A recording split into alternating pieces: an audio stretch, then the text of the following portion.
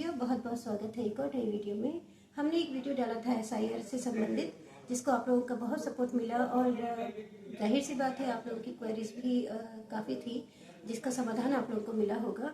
तो आज एक नए टॉपिक लेके हम आपके सामने आए हैं, ये वीडियो बनाने हैं। तो कुछ लोग हमने इन्वाइट किए हैं इसके लिए, जो आपको उस विषय के संबंध में पूरी जानकारी देंगे। तो बने रहिएगा वीडियो के अंत तक और हम आपको लिए चलते हैं अपने ऑफिस गए हैं। और आज हमारे बीच में है पशुपतिनाथ सांस्कृतिक सामाजिक एवं धार्मिक सेवा समिति के वरिष्ठ उपाध्यक्ष श्री हिमांशु जी, और हमारे समाज सेवी श्री मनराल जी, और कृष्णा कॉलोनी के उपाध्यक्ष जो हैं श्री रौतेला जी। तो ये एक नए विषय पर जानकारी लेके हमारे सामने आ रहे हैं। जैसा कि मैंने अभी बताया था आपको कि जो हमारा एसआईआर का कार्यक्रम था उस पर आप लोगों का काफ़ी सपोर्ट हमें मिला है। तो एक नया टॉपिक लेके उसी तरह का आप लोगों के बीच में है। तो श्री हिमांशु जी बताएंगे। आप पहले तो आप सभी लोगों का स्वागत है हमारे ऑफिस में। और धन्यवाद है बहन जी, नीता जी। आरोहण सामाजिक संस्था आप लोगों के नेतृत्व में बहुत आगे बढ़ रही है और समाज में जो कोई नहीं आज के समय में करना चाहता है वो आप लोग हम लोग मिलकर कर रहे हैं, जो लोगों की हेल्प कर रहे हैं। अभी हमने पूर्व में एसआईआर से संबंधित जो वर्तमान में भारत सरकार निर्वाचन द्वारा एसआईआर का क्रम चल रहा है 2003 की लिस्ट से आप लोगों को, हम लोगों को जो मतदाता रहे हैं उनको लिंक किया जा रहा है, उसके बारे में एक वीडियो बनाई थी। सभी का प्यार मिला और आप लोगों के मार्गदर्शन में सभी लोगों को सूचनाएं प्राप्त हुई। इसी क्रम को आगे बढ़ाते हुए, क्योंकि जब हम एसआईआर कैंप में बीएलओ की या कहीं शिविर कैंप लगा रहे हैं तो हम लोगों की मदद कर रहे हैं, तो लोगों के पास प्रश्न बहुत आ रहे हैं। मैं बता दूं, आज हम एक जानकारी और जो पुरानी जानकारी है वैसे तो, लेकिन मतदाताओं को पता नहीं होता, उसको लेकर चले हैं कि फॉर्म 6 क्या है। जो हमारे 18 वर्ष के प्लस हो गए हैं बच्चे, वो जो नए मतदाता हैं और जिन लोगों का किसी कारणवश आज तक, चाहे वो 50 साल की एज में पहुंच गए हो या 60 साल की एज में पहुंचे हो, उनका नया पहचान पत्र कहीं भी इपिक आईडी नहीं बनी है, कहीं वोटर नहीं बना है, उनके लिए फॉर्म 6 हमें करना है। मैंने पूर्व में भी एक बात बताई थी कि कभी भी जब भी आप किसी दूसरे स्थान पे जाते हैं, हम लोगों से भी, मतदाताओं से भी गलती हुई है कि हमने हमेशा नए स्थान पर जाकर फॉर्म 6 भरा है, जबकि फॉर्म 6 केवल आप फर्स्ट टाइम अगर किसी भी वोटर लिस्ट में किसी क्षेत्र में जाते हैं और मतदाता बनते हैं तो उसके लिए होता है। तो फॉर्म 6 वही लोग भरें जो प्रथम मतदाता है, एक बात। दूसरा, एक सबसे महत्वपूर्ण चीज है, जो लोग अभी हम जिनका स्वर्गवास हो गया है, वो हमारी लिस्ट में नहीं है, हमारे परिवार का हिस्सा है, अपने बीएलओ को जानकारी दें, उनका वो फॉर्म 7 भरेंगे। फॉर्म 7 मृत्यु के कारण से भरा जाता है। और इसके साथ साथ यदि पते में मैं बता दूं, वर्तमान साधारण निवास का पता भरना है, आवेदन के स्वयं के नाम के माता पिता वयस्क या उसी पते पर निर्वाचन के रूप में पहले से अंकित है, उसकी एक प्रति आपको देनी है। ये हमारा जो है फॉर्म 7 का प्रारूप रहेगा।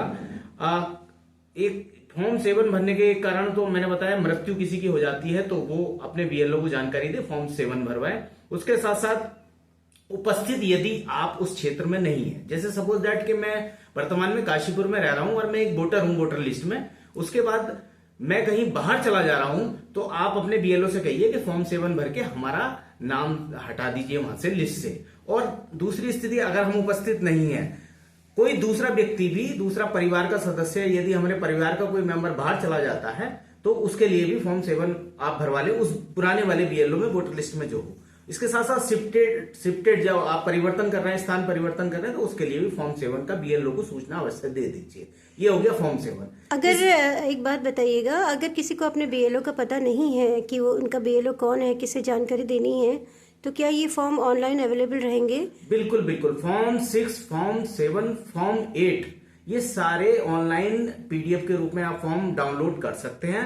भारत सरकार की निर्वाचन की गाइडलाइन जो साइट है ईसीआई वोटर सर्विस पोर्टल से, वहां से आप डाउनलोड कर लीजिए। उसमें हिंदी में भी ऑप्शन है, इंग्लिश में भी ऑप्शन है, उसमें आप क्लियर लिखा हुआ है, उस तरह से आप भर के आप जो है इसको करा सकते हैं। इसके साथ साथ तीसरा एक फॉर्म आ रहा है, जो फॉर्म 8 होता है, जो बार बार बात आ रही है कि हमें करेक्शन कराना अपने पहचान पत्र में। किसी का नाम, मेरा नाम हिमांशु कुमार है, अन्य आईडियो में जैसे आधार कार्ड में हिमांशु कुमार है, और किसी वजह से वोटर आईडी में हिमांशु राजपूत लिखा गया या कहीं भी कोई करेक्शन है, नाम का करेक्शन है, आपके एड्रेस का करेक्शन है, सपोज दैट के पशुपति बिहार में हमारे परिवार के 3 सदस्यों का वोट एक वोटर लिस्ट में है, एक भाग संख्या में, जैसे मैंने बताया था हर भाग संख्या के अलग अलग बीएलओ हैं और उनके अलग अलग कमरे हैं, उन कमरों में वोट दिया जाता है।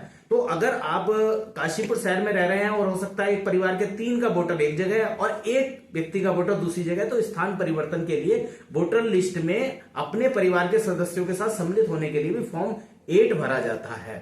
तो इसकी मैं आपको जानकारी दे दूं, फॉर्म 6 के लिए जो हमारे अनिवार्य डॉक्यूमेंट्स हैं, जो हमारा नए मतदाता, ध्यान दें आप नए मतदाता हो, केवल प्रथम बार जो है वोटर बना रहे हो, अपना पहचान पत्र बना रहे हो, उनके लिए जो हमारे डॉक्यूमेंट्स हैं उसमें क्या है, एक तो जन्म का प्रमाण पत्र, आपका जन्म का प्रमाण पत्र यदि आपके पास नहीं हो, क्योंकि बहुत पुराने लोग जन्म प्रमाण पत्र उस समय नहीं होते थे इशू, तो हाई स्कूल की मार्कशीट वगैरह जिसमें आपका दिन, महीना और वर्ष लिखा हो क्लियर, उसका जो है एक प्रमाण पत्र आप दे देंगे। पैन कार्ड भी चल जाएगा, पैन कार्ड पे भी डेट ऑफ बर्थ होती है। इसके साथ साथ आपके पास पासपोर्ट हो तो पासपोर्ट की कॉपी भी आप लगा सकते हैं, उस पर भी डेट ऑफ बर्थ होती है, और 10वीं की मार्कशीट वगैरह इत्यादि ये तो जो सरकारी दस्तावेज हैं वो कोई भी जो डेट ऑफ बर्थ को प्रूफ करते हैं वो लगाए जा सकते हैं। जी। और चाहे ड्राइविंग लाइसेंस हो या ड्राइविंग लाइसेंस पे भी होता है। तो 6 तरह के डॉक्यूमेंट्स है। आधार कार्ड पे भी डेट ऑफ बर्थ होती है, लेकिन सुप्रीम कोर्ट का कुछ बीच में रूलिंग आया था कि आधार कार्ड आयु का प्रमाण पत्र नहीं होता, इसलिए आधार कार्ड को ना लगाइए, मतलब इसके लिए जन्म प्रमाण पत्र के लिए, जन्म तिथि के लिए सपोर्टिंग डॉक्यूमेंट्स आधार कार्ड के अलावा और डॉक्यूमेंट्स दे दीजिए। इसके साथ साथ दूसरा ऑप्शन आता है उसमें पते का प्रमाण पत्र। पते में क्या है कि आप जहां पर वर्तमान में रह रहे हैं, वर्तमान साधारण निवास का पता भरना है, तो आपको स्वयं के नाम या आपके माता पिता जो परिवार का है, या आपकी पति पत्नी, सपोज दैट कि मैं हूं घर में और मेरी माता पिता के नाम मकान है, और हो सकता है बच्चों के नाम हो, आपके नाम ना हो, तो उनके उस पते का जो भी आपका जो है कोई भी आपका सपोर्टिंग डॉक्यूमेंट्स है, जैसे पानी का बिल, ठीक है, बिजली का बिल, गैस का बिल, और जो 1 वर्ष से मतलब करंट हो, 1 वर्ष से पुराना बिल ना हो, उसके वो सपोर्टिंग डॉक्यूमेंट्स पते का काम करेगा। इसके साथ साथ आपका बैंक की पासबुक, डाकघर की पासबुक, उसमें भी पता रहता है आपका जो जहां पर आप रह रहे हैं, वो भी सपोर्टिंग डॉक्यूमेंट्स है।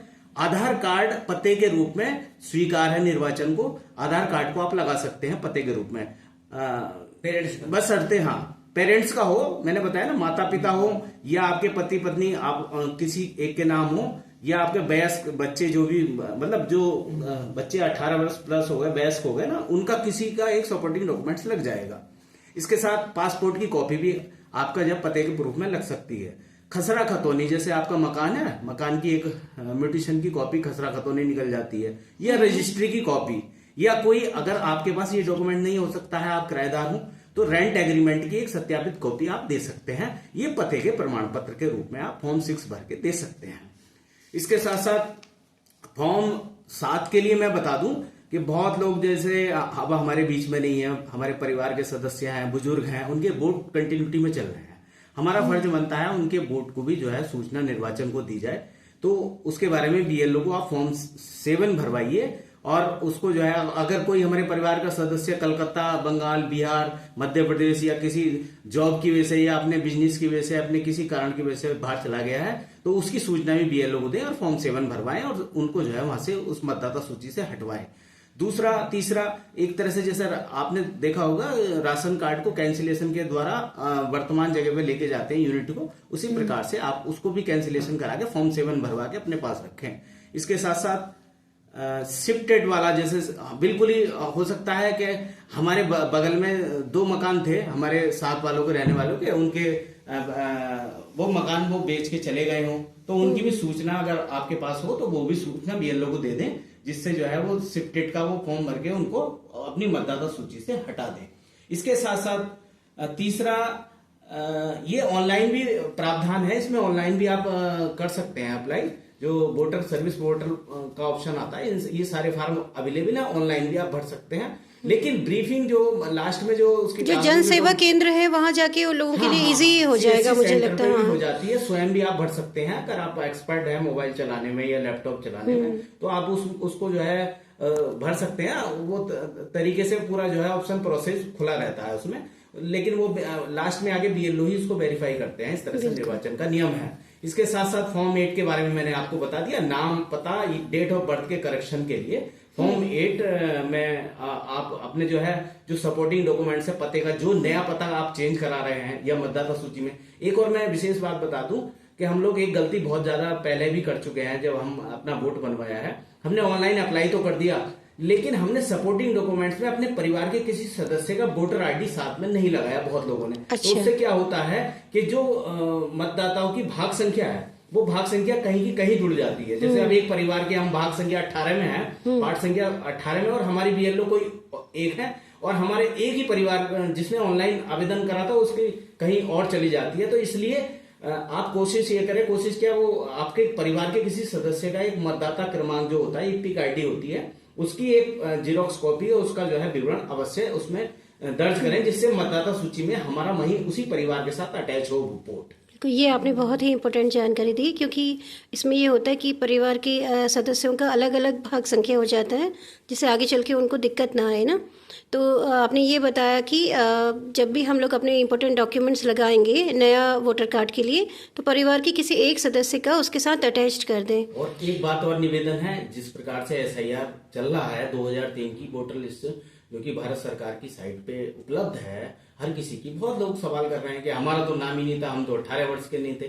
तो आपके माता पिता का रिकॉर्ड होगा, और माता पिता के रिकॉर्ड नहीं है तो आपका दादा दादी का होगा, और उनका भी नहीं होगा। तो भारत सरकार ने व्यवस्था कर रखी है, आप कोई भी सपोर्टिंग डॉक्यूमेंट 2003 से पहले का कोई कागज अपने माता पिता का या अपने दादा दादी का या पुश्तैनी कोई भी कागज, किसी प्रकार के डॉक्यूमेंट, सपोर्टिंग डॉक्यूमेंट फॉर्म भर के दे देंगे, जो उत्तराखंड में कुछ समय के बाद स्टार्ट होने वाला है। इसके साथ साथ जो लोग फॉर्म 6 भर रहे हैं, उनसे मेरा निवेदन है कि अपना एसआईआर भी एक वो जो उसका प्रिंट आउट निकलवा के रख लें, जो आपका पुराना रिकॉर्ड है अपने परिवार का, फैमिली का, वो भी साथ में संलग्न अवश्य करें, जिससे भविष्य में एक व्यक्ति का एक ही निर्वाचन का जिस वजह से आज एसआईआर हो रहा है, एक व्यक्ति का एक ही वोटर आईडी बने, और बड़ी गुणवत्ता के साथ, पारदर्शिता के साथ आगामी चुनाव वगैरह, वोट वगैरह सही तरीके से लिस्ट जारी हो। जी, तो इन शॉर्ट हम ये कह सकते हैं कि जो फॉर्म नंबर 6 है वो नए मतदाताओं के लिए है। उन नए मतदाता अगर हैं या फिर जिनका अभी तक कोई भी वोटर आईडी नहीं बना है, तो वो भरेंगे फॉर्म नंबर 6। जी। और फॉर्म नंबर 7 भरेंगे जो स्थानांतरण वाला केस है ना, जिनका ट्रांसफर एक जगह से दूसरी जगह हो रहा है किसी भी परिस्थिति में, हाँ, किसी भी शिफ्टिंग के केस है। जी, अच्छा, मृत्यु का भी है, तो ये फॉर्म नंबर 7 होगा।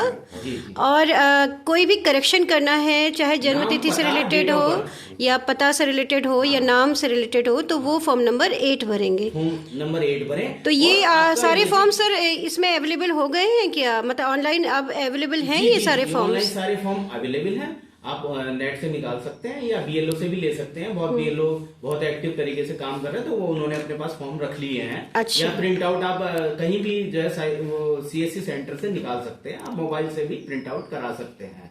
इसके साथ साथ एक निवेदन, मेरा विशेष निवेदन है, भारत सरकार निर्वाचन की जो गाइडलाइन है उसके अनुसार जो एसआईआर हो रहा है, एक व्यक्ति के वो जो हमने गलती की थी कि फॉर्म 6 हमने हर बार नए जगह जाके फॉर्म 6 भरे थे, तो एक व्यक्ति की 4 वोटर आईडी हो रही थी। तो अच्छा। कहीं अगर आप अपने पहचान पत्र, किसी के पास 4 पहचान पत्र है या 2 पहचान पत्र है या एक से ज्यादा पहचान पत्र है, उनको वोटर हेल्पलाइन प्ले स्टोर से डाउनलोड करके उसको ट्रैक कर ले। यदि वो आपकी वोटर आईडी एक्टिव है, चल रही है, अगर नो रिजल्ट फाउंड आ रहा है, तो आपका डिस्ट्रॉय हो गया है वोट, मतलब वो खत्म हो गया है, तो कोई परेशानी नहीं लेगा। अगर आपकी वोटर आईडी वो चालू है, ऑनलाइन शो कर रहा है, तो उसको सबसे पहले उस वोट को कटवाइए वहां से, क्योंकि निर्वाचन कह रहा है कि यदि आपकी एक व्यक्ति की एक वोट, मतलब वोटर आईडी 3 आईडी होंगी, तो उसमें जो है प्रॉब्लम आने वाली है। अरे वाह, इसलिए एक ही वोट। तो मीन्स अगर किसी के पास एक से ज्यादा वोटर आईडीज हैं तो उनको एक रखनी है, बाकी सारी उनको कैंसिल करानी पड़ेंगी। ये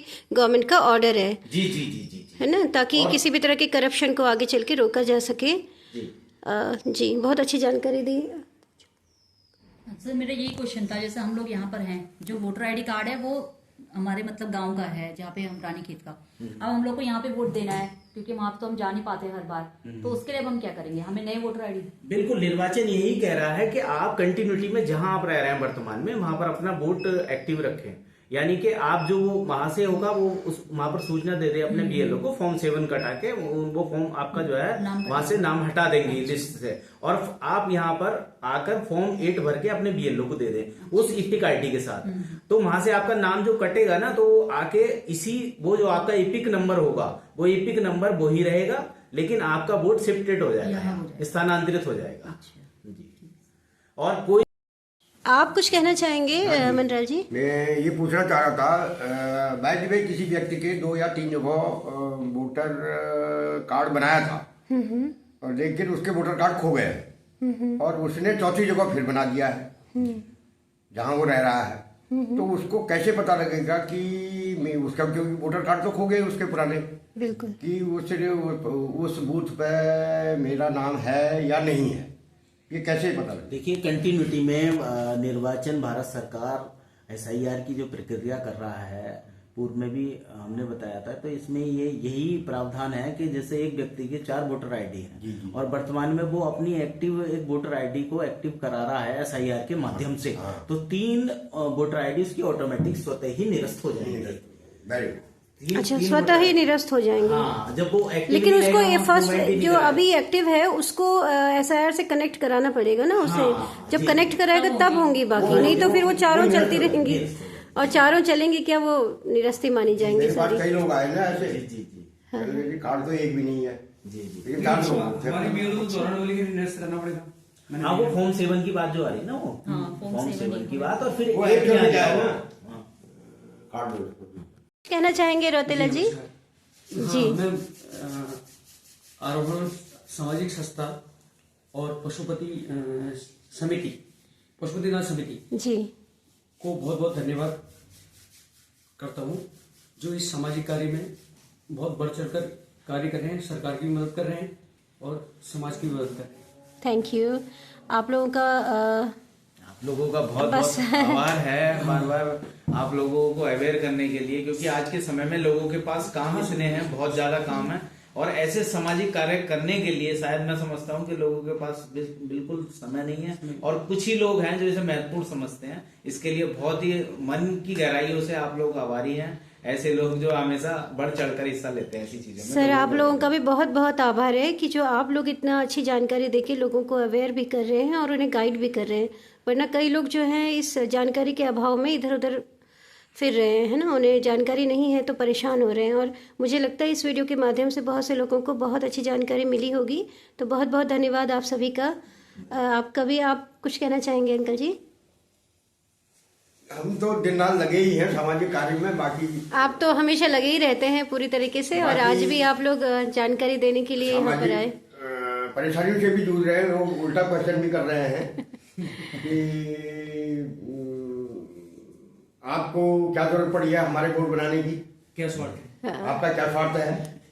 बिल्कुल, तो हमारा तो एक ही उत्तर रहता है कि हमारे अंदर एक सामाजिक कार्य करने का पागलपन है, और ऐसा पागलपन रहना चाहिए, और जिसको हमने बरकरार रखा है, और जब तक सामाजिक कार्य हमारे से होते हैं तब तक हम करेंगे। ये स्पिरिट ही चाहिए, जैसे जो हिमांशु जी की ऑर्गेनाइजेशन में है, आप में है, और शायद कुछ थोड़ी सी हमारे अंदर है। बिल्कुल, बिल्कुल, और बिल्कुल, क्योंकि एक्चुअली चित्रा जी आप सभी लोग जो है बहुत हमेशा जी, क्योंकि ये है हम सभी का मतलब किसी स्वार्थ से समाज का कार्य करते हैं, ये जरूरी नहीं होता। हर इंसान स्वार्थ के लिए कार्य नहीं करता, उसे खुशी मिलती है, तसल्ली मिलती है, आत्मसंतोष मिलता है, और इसी के लिए हम लोग काम लोग भी नहीं कर रहे हैं जितना ये लोग कर रहे हैं। आप हैं, अरे रोज बीएलओ के पता नहीं कहाँ से। चलिए, धन्यवाद आप सभी का, थैंक यू। नमस्कार नीता जी। नमस्कार जी। बहन चित्रा जी को बहुत बहुत आभार है, धन्यवाद है। आप लोग सिलाई सेंटर भी चलाते हैं निःशुल्क लोगों की, जी सिखा भी रहे हैं। बहुत बहुत आरोहणी संस्था को